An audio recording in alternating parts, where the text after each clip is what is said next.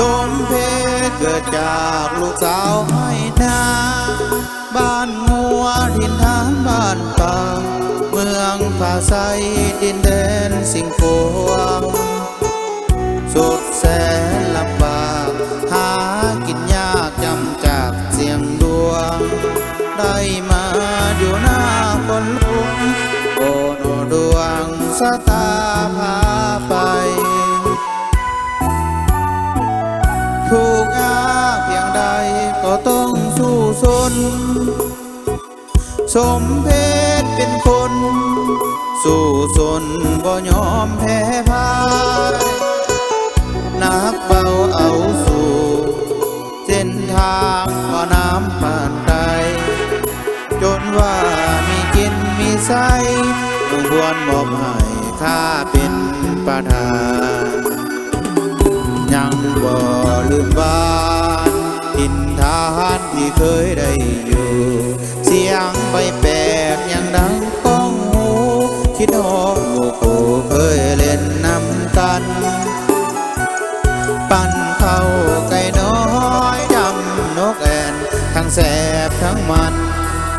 หมากจองมาขายหมากมันเคยกินประจำอาหารบ้านเอา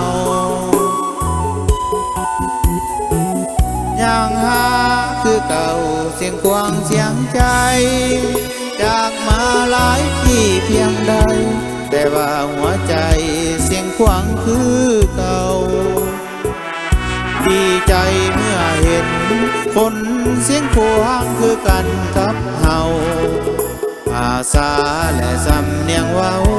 ยังเป็นคนเก่าหัวใจคนเดิม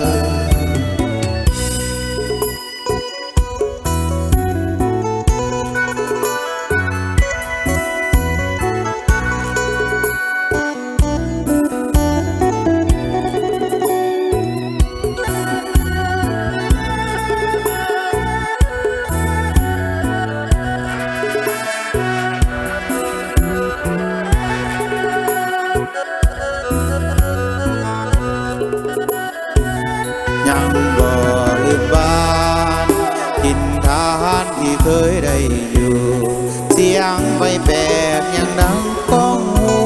คิดฮอดหมู่คู่เคยเล่นนำกันปั่นเข้าไก่น้อ